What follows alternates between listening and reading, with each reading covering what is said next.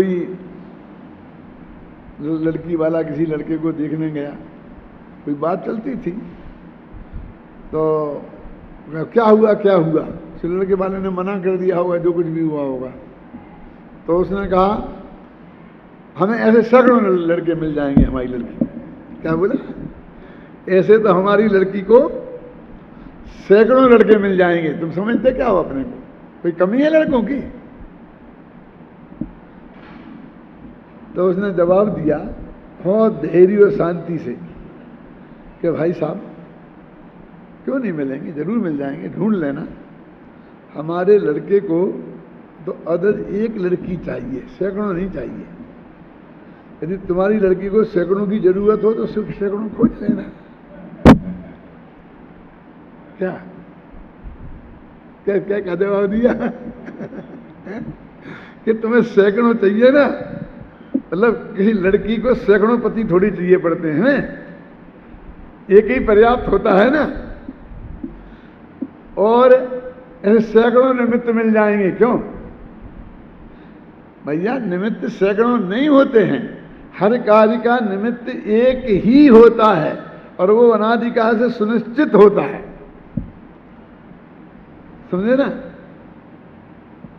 ये सैकड़ों वाला तर्क तुम कहां से लाया? ये तेरे दिमाग को खराब करता है।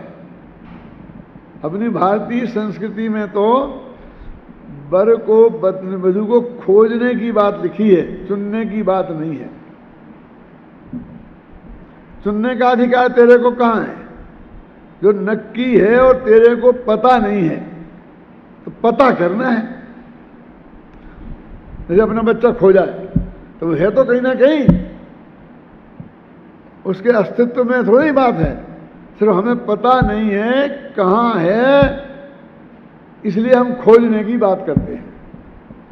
और पता हो जाए तो उसके होने और नहीं होने की, मुझे लड़का चुनना है, कोई गोद थोड़ी लेना है या सिलेक्शन करना है। क्यों? मैं आपसे पूछता हूं कि आपको किसी बच्चे को गोद लेना है और किसी बच्चे को आपने खूब खोज कर हजारों में से चुनकर के एक को खोजा और गोद लिया। यदि भगवान महावीर से पूछा जाता कि ये बच्चे को गोद लेगा कि नहीं, और लेगा तो किस बच्चे को लेगा, तो बता सकते थे कि नहीं? अरे वो तो पहले से नक्की था, गरीब घर में पैदा हुआ है और उसे करोड़पति बनना है, ख्याल में आई ना? तो एक फला करोड़पति आकर के इस उम्र में, उसकी इस उम्र तक जैसे पाप का उदय था कि 2 रोटी की व्यवस्था नहीं थी, और इस उम्र के बाद वो करोड़पति हो गए। हो जाता कि नहीं हो जाता? बोलिए।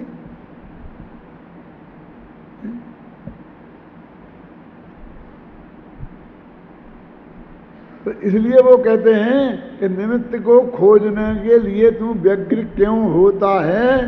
ये प्रवचन सार की पंक्ति है। कौन सी गाथा में है? ठीक है, जीवाधिकार की। मुझे समझ में नहीं आता है कि ये जीव निमित्त को खोजने के लिए इतने व्याकुल क्यों होते हैं। ऐसी पंक्ति है संस्कृत में, है ना? मैंने क्रमबद्ध पर्याय में शायद कोट की है। और आज का जो सुबह टीवी का प्रवचन था वो बहुत मार्मिक था, खासकर सुपर प्रकाशक के संदर्भ में। 80वीं गाथा का प्रकरण चल रहा है क्या? तो वो कहते हैं कि उन्होंने तो पहले पर को जानने की शर्त रखी।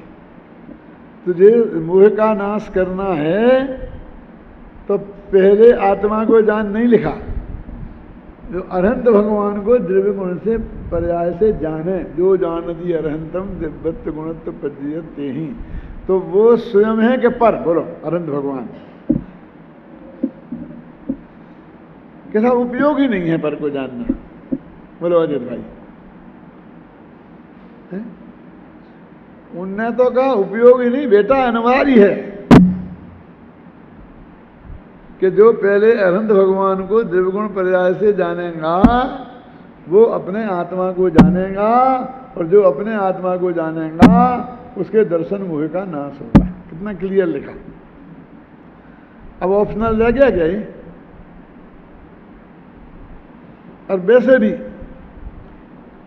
उपादान माने करण लब्धि में आत्मा को उपादान से संबंध धन की प्राप्ति होती है, उसमें निमित्त नहीं होता। क्यों? और उसके पहले देशना लब्धि होती है। तो पहले कौन रहा है? क्यों? और देशना लब्धि की जरूरत है तो वो देवशास्त्र गुरु के बिना नहीं होगी। और देवशास्त्र गुरु ये तीनों स्वा है कि पर? बोलो।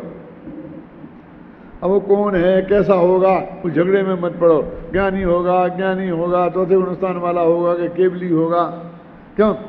किसी ने चौथे गुणस्थान वाले से तत्व ज्ञान समझकर और अपने आत्मा के कल्याण के लिए प्रयत्न किया तो उसमें वो असफल हो जाएगा क्या? और कहीं ने केवली से सुना तो क्या फर्क पड़ेगा? पद्म मलधारी देव तो ये कहते हैं, क्या केवली केवली लगा रखा है, हम बैठे ना तेरे सामने, हम समझा रहे तो समझता नहीं है। केवली भगवान का विरह है, ऐसा लिखा है। और क्या लिखा? केवली के पास तू जाता तो क्या तुझे वे घोंट के पिला हाथेली पे आत्मा रख के बता देते? ऐसा लिखा। ये केवली भगवान क्या करते?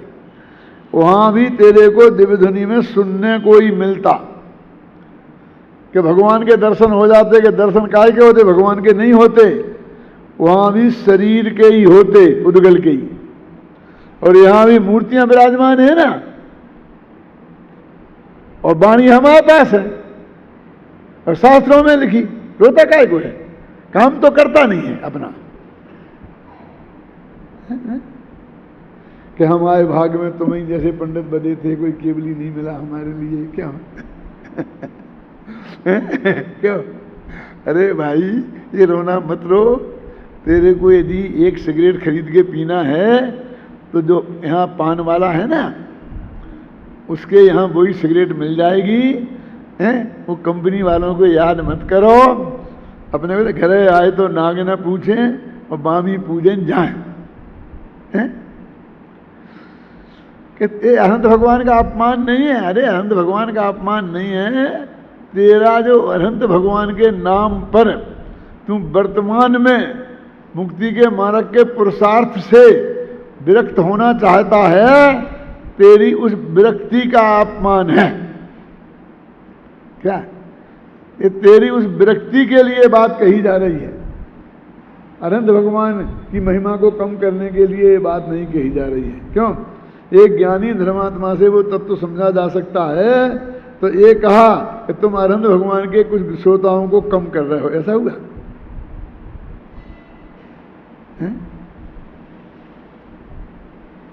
हम गांव-गांव में जाते हैं और लोग बहुत प्रभावित होते हैं, बातें कहते हैं। तो हम कहते हैं कि देखो भैया, तुम्हें सच समझना है तो गांव में जो शास्त्र सभा चलती है ना, और हमारा विद्यार्थी पढ़ के वहाँ सुनाता है, रहता है, उसमें डेली जाया करिए। अरे साहब आपकी बात अलग है और उनकी बात अलग है, आप तो ऐसे समझाते हो कि एकदम गले उतर जाती है। लेकिन क्या करें, गंगा मैया का पानी रोजीना नहीं मिल सकता है। रोजीना तो गांव के कुएं से ही पानी पीना पड़ेगा, नहीं तो प्यासों मर जाओगे। हमारा बहुत अच्छा लगता है ना, तो छोड़ो घर तो चलो हमारे साथ रहना, रोजीना हमारे साथ रहना और तुम्हें प्रयोजन मिलेगा। हैं साहब वो तो फिर क्या करें? तो एक गांव वाले सही सुनो, हम तो ये स्थापित करते हैं, एक के भरोसे नहीं रहो। और निमित्त के भरोसे ही क्यों रहते हो? निमित्त तो आकाश से उतर के आता है, क्या मिलेगा? ये नहीं तो वो वाली लेन पे नहीं जाना। कौन सी लेन? बोलो रमेश। हैं? कि तुम्हारे को जब तत्व समझ में आएगा, उसमें जिसको निमित्त होना होगा अनादिकाल से नक्की है, वो ही होगा और होगा ही। उसकी वजह से तेरा काम नहीं रुकेगा। मैं इसके लिए वो भी बहुत उदाहरण देता हूँ। सर्कस पे जो लड़की झूलती है ना, तो यहाँ एक झूले पे वो खड़ी होती है और दूसरा झूला अपने हाथ में पकड़े रहती है। कभी देखा होगा ना? फिर वो उस झूले को ऐसा फेंकती है, फिर वो झूला वहाँ आगे जाता है उसके बाद में उस दूसरे झूले पे ये जाती है और वो इस झूले को छोड़कर उस झूले को ऐसा पकड़ लेती है, ये झूला वापस चला जाता है और वो झूले पे झूलने लगती है। क्यों जी? वो लड़की ये कहे कि वो झूला नहीं आया तो, और मैंने ये हाथ छोड़ दिए तो, और वो देख के थोड़ी पकड़ती है, वहां देखने की गुंजाइश कहाँ है? वो समझती है जिस ताकत से मैंने भेजा है वो इतने समय में वहां तक पहुंचेगा, वहीं तक जाएगा, उसके आगे नहीं जाएगा, और वहां से लौट के आएगा उसे इतना समय लगेगा। वो उतने समय बाद यहां से दूसरे झूले पे जाती है। उसमें तो कोई उसके मशीन नहीं है, यंत्र नहीं है कि जिससे वो नापे समय को। क्यों? वो कितना एक्यूरेट समय नाप लेती है। उस पर जाती है और आंखें मीच के इसे छोड़ देती है, तो ऐसा हाथ करती है तो वो झोला उसके हाथ में होता है और वो बंद कर देती। यदि उसे इतना भरोसा नहीं हो तो वो खेल नहीं दिखा सकती। अब तुम्हें निमित्त नहीं आया तो, नहीं आया तो, नहीं आया तो, ये ऐसा कभी होगा ही नहीं। इसलिए उसकी तरफ देखने की जरूरत ही नहीं। इसको यहां क्या कह रहे कि निमित्त होगा, फिर भी पुद्गल में स्वयं परिणमित होने की पूरी शक्ति है। उसे किसी निमित्त की अपेक्षा नहीं है, उसे निमित्त के हाथ पैर जोड़ने की जरूरत नहीं है। तो फिर क्यों हम देवशास्त्र गुरु के हाथ पैर जोड़ें? तो इतनी पूजा भक्ति ये सब बेकार है ना।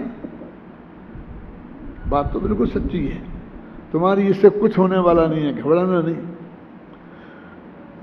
लेकिन जो चीज तुम्हें प्राप्त करने की लालसा है, वो जिनने प्राप्त कर ली है उनकी महिमा हरेक के चित्त में आती ही है। इसमें वो हमारे उपकारी हैं इसलिए, निमित्त हैं इसलिए नहीं। वो तो चौथे पांचवें गुणस्थान की, छठवें गुणस्थान की वृत्ति में ही शामिल है। क्या? जिसे विद्वान बनना है उसमें विनय तो आनी ही है, आएगी ही। उसके पहले नहीं आए ऐसा संभव ही नहीं है। क्यों नहीं है?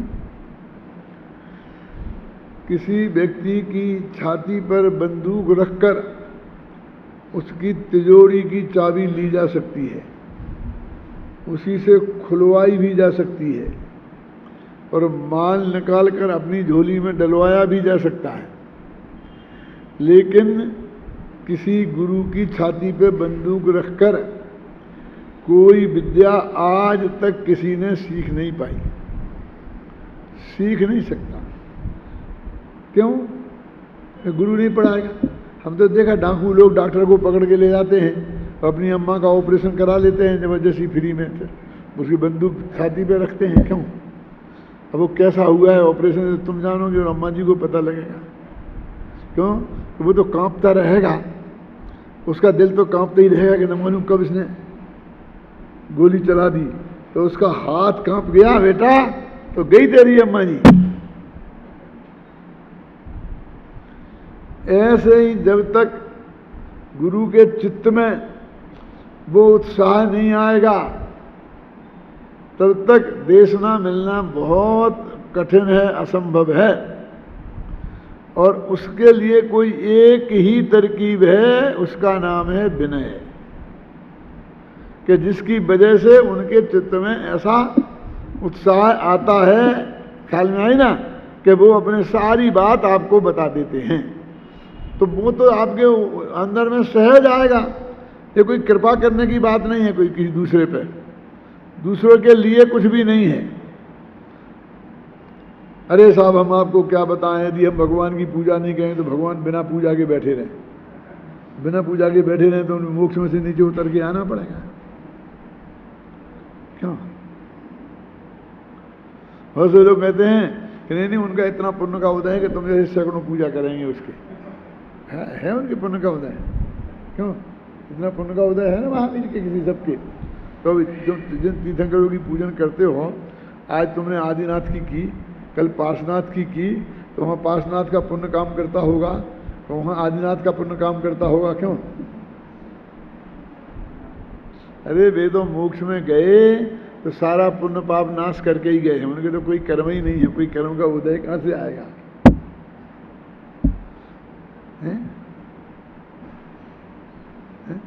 तूने ये जो सिलेक्शन किया है ये अपने विकल्प के कारण किया है, और वो विकल्प ज्ञानमय भी हो सकता है और अज्ञानमय भी हो सकता है। ज्ञानमय कैसे हो सकता है कि आज महावीर जयंती की है तो महावीर स्वामी की करना है, सामने मूर्ति पार्श्वनाथ की है तो पार्श्वनाथ की करना है, समझे ना? पावागिरी में गए हैं तो महावीर की करना, और चंपापुरी में गए हैं तो बांस पूज्य की करना है। इस विकल्प सीधे सच्चे हैं, उसमें अपना कोई स्वार्थ नहीं है।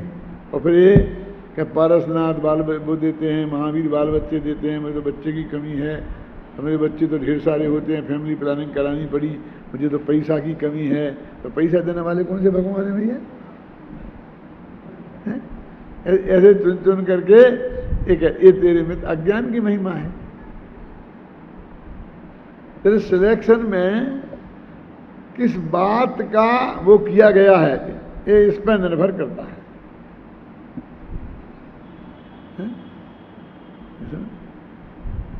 जरा अपने अंदर में झांक के देखें तो हमारे अज्ञान का पता हमें चल जाएगा। जैसे मैं आपसे कहता हूं कि कई जगह आपने देखी होंगी, नाराज मत होना, वो मूर्तियां हैं तो वो उसका मैं विरोधी नहीं हूं, बहुत बढ़िया है कि बीच में आदिनाथ है, एक बगल में बाहुबली है और दूसरी बगल में भरत। कितने अच्छे लगते हैं, क्यों? कि भाई अच्छे तो बहुत लगते हैं, क्योंकि तीनों ही मोक्ष गए हैं और तीन मोक्ष जाने वाले लोगों की आपने मूर्तियां विराजमान की हैं, बहुत बढ़िया है। लेकिन आपने ये चुनाव क्यों किया? जरा आपके हृदय की जांच करते हैं, इसका आप जरा एक्सरा लेते हैं क्या? कि एक बीच में बाप और दोनों तरफ दोनों बेटे, तो तेरे को अभी भी बाप बेटे के संबंध में जितना रस है उतना तीर्थंकरों में रस नहीं है। यदि बीच में आदिनाथ की और बगल में अजितनाथ की और संभवनाथ की होती तो बुरी लगती, क्यों? तेरा ये परिवारवाद तेरे पे हावी हो रहा, तेरे अंदर की इस विपरीत मान्यता, इस विपरीत विकल्प का हम निषेध करते हैं। वे मूर्तियां तो बहुत अच्छी हैं, क्यों? यदि तेरे विकल्प के हिसाब से लगाएं ताराचंद जी तो और अच्छी होती कि बीच में खड़े होते ऋषभदेव और एक तरफ नंदा और सुनंदा, तो मजा आ जाता। हिंदू मंदिरों में है ना ऐसा, राम के साथ सीता जी खड़ी हैं, कृष्ण के साथ लक्ष्मी जी बैठी हैं, महादेव के साथ पार्वती जी बैठी हैं जोड़े से। अब मालूम उनको बोलते भी राम परिवार, मंदिर के गर्भगृह को क्या नाम देते हैं वे? लवकुश हैं, सीता हैं, राम परिवार, तो ये विष्णु परिवार, ये महादेव परिवार, ऐसे बोलते हैं, शंकर परिवार, ऐसे नाम से बनाते हैं। तो ऐसा बनाते तो अच्छा रहता ना। इधर नंदा, ये सुनंदा, थोड़े थोड़े बगल में बाहुबली और भरत भी खड़े कर देते। पूरा परिवार अच्छा लगता कि नहीं लगता? लेकिन परिवार को छोड़ के तो वे साधु बने थे भाई साहब। तो दूसरे भाई बोले कि पंडित जी आप सही बात करते हैं, कैसा कहना आपने बोला ना, ऋषभदेव, अजितनाथ और संभवनाथ, ये बोले ना हमने ऐसा ही किया है। अच्छा, है कहीं ऐसी मूर्ति सारे हिंदुस्तान में? खोज के हो तो बताना कौन? ऋषभ, अजित और संभव तीन की खड़ी हो एक साथ, नहीं मिलेंगे। तो तुम हमने की हैं, तो हम गए देखने तो शांतिनाथ, कुंतनाथ और अरयनाथ खड़े थे कृम से। हमने देखो भाई तीनों क्रम से ही लिया, शांतिनाथ, कुंभनाथ और अयनाथ। क्यों लिया भैया? 24 में से तुमने ऋषभ अजर संभव क्यों नहीं चुने? कि तीनों चक्रवर्ती भी थे, तीर्थंकर भी थे और कामदेव भी थे, इसलिए तो तेरे को अभी चक्रवर्तित्व और कामदेवत्व में रस है, क्योंकि तीर्थंकर तो वे भी थे ऋषभ अजित संभव। उससे ज्यादा रस तेरे को सुंदरता और पैसा। वे मूर्तियां तो बहुत बढ़िया हैं, वो महापूज्य हैं, उनके बारे में प्रश्न चिन्ह खड़ा नहीं कर रहा हूं। यदि तेरे चित्त ने उनका चुनाव कैसे किया, यदि तूने सही भावना से किया तो मुझे ऑब्जेक्शन भी नहीं है। ये जो मैं कह रहा हूं इस पर थोड़ा ध्यान दे ले। वो जिनने किया होगा उनको तो जाने दे, तो गए, लेकिन तेरा यदि होता तो क्या होता है? कि तूने वहां भी कुछ ना कुछ अपना कुछ ना कुछ लगा, और हम तो बहुत आगे बढ़ गए। एक सही घटना है देवलाली की, नाम नहीं बताऊंगा क्योंकि आदमी का स्वर्गवास हो गया है। मैं काल्पनिक की उदाहरण दे रहा हूं, ऐसा समझना कि मेरे पास एक भाई आए कि हमें शांतिनाथ भगवान चाहिए,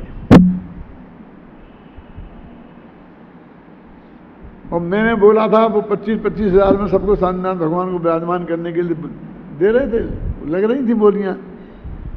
तो उन्होंने फटाफट शांतिनाथ की और 25,000 की लिखा दी। अब कोई दूसरा आड़ गया होगा, वो ज़्यादा नज़दीक का होगा, तो शांतिनाथ उसने बुक कर लिया क्या है? तो वो मेरे पास आए के साहब ये तुम्हारे लोग बहुत ऐसे हैं, प्रतिष्ठाचारी ऐसे हैं, ये ऐसे हैं, व्यवस्थापकों को गालियाँ देने लग गए, ये ऐसे हैं, ये ऐसे हैं, मेरे साथ अन्याय किया, और आप ही हो, मैं आपके दरबार में आया हूँ, आप मुझे न्याय अवश्य दिलाएंगे। मैंने कहा मैं न्यायाधीश नहीं हूँ, किसने बनाया है मुझे? मैं न्याय की कुर्सी पे कहाँ बैठा हूँ? नहीं तो भी मेरी फरियाद तो सुनो ही, सुनाओ साहब कि साहब आप मेरे को किसी भी तरह शांतिनाथ की दिला दो। मेरे को मल्लीनाथ टिका रहे क्या बोला?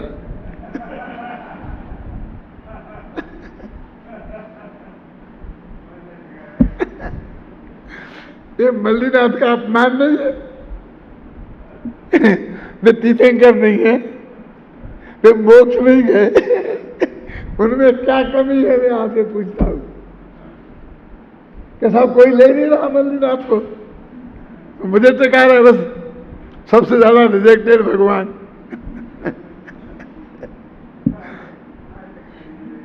तो मैंने कहा तुमको शांतिनाथ क्यों चाहिए? बोले मेरे बेटे का नाम शांतिलाल है ना। क्या काम दे?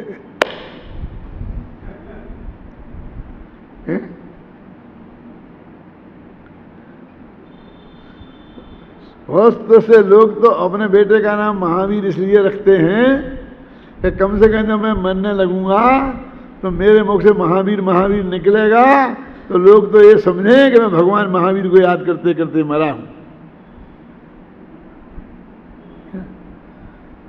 नाम तो बेटा ही का निकलना है, और दोनों काम एक साथ हो जाएंगे। वहां महावीर खुश हो जाएंगे और यहां बेटा भी दौड़ के चला आएगा। क्या? अरे अरे हमारे हृदय के अंदर में कितनी गहराई से कितना गहरा मिथ्यात्व भरा पड़ा है, और वो किन किन रास्तों से व्यक्त होता है, हम तो उसका पोस्टमार्टम करते हैं। हमें ना कोई महावीर, ना शांतिनाथ, ना मल्लीनाथ, किसी से ना विरोध है, ना पक्ष है किसी का, किसी की भी करो। ऐसे जान बूझकर हमने जो ऊपर 3 मूर्तियां विराजमान करी ना, उस वक्त ऐसे ही लगाया दिमाग में कि कहीं से कोई जुड़ ना जाए हिसाब किताब, और जुड़े तो वो प्योर तात्विक हो, मान लौकिक नहीं हो। तो फिर पावापुरी, सम्मेद शिखर और कैलाश पर्वत बनाने का नक्की किया, तो कैलाश से आदिनाथ मोक्ष गए थे इसलिए आदिनाथ विराजमान करी, पावापुरी से महावीर गए थे इसलिए महावीर करी, और शांतिनाथ गए थे वहाँ से सम्मेद शिखर से पार्श्वनाथ भी गए हैं। आजकल तो पार्श्वनाथ की पूजा ज़्यादा होती है वहाँ, क्यों? पार्श्व धाम ही बनते हैं, शांति धाम किसी ने नहीं बनाया, कि हमने जानबूझकर शांतिनाथ रखा, और वे भी वहाँ से मोक्ष गए हैं, उनकी भी एक टोंक है।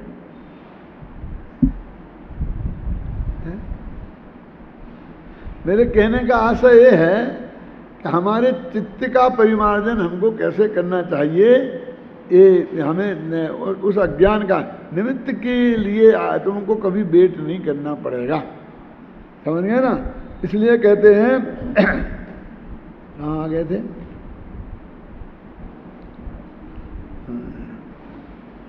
आत्मख्याति पढ़ रहे थे ना अपन। इससे बचने के लिए यदि यह तर्क उपस्थित किया जाए कि जीव पुद्गल द्रव्य को कर्म भाव से प्रणमाता है, इसलिए संसार का अभाव नहीं होगा। वो कहता है ना कि स्वयं प्रणमनशील नहीं है तो संसार का अभाव हो जाएगा, क्योंकि वो कालमान वगैरह कर्म रूप प्रणमित नहीं होंगी तो संसार नहीं होगा, कि जीव प्रणमा देगा ना। इस तर्क पर विचार करने पर यह प्रश्न उपस्थित होता है कि स्वयं अपरिणमित पुद्गल द्रव्य को जीव कर्म रूप प्रणमाता है कि स्वयं परिणमित पुद्गल द्रव्य को। वही बात जो मैंने तर्क दिया था ना, ये हाथ को मोड़ने का। फिर इसका उत्तर इसमें आएगा, वो कल पढ़ेंगे।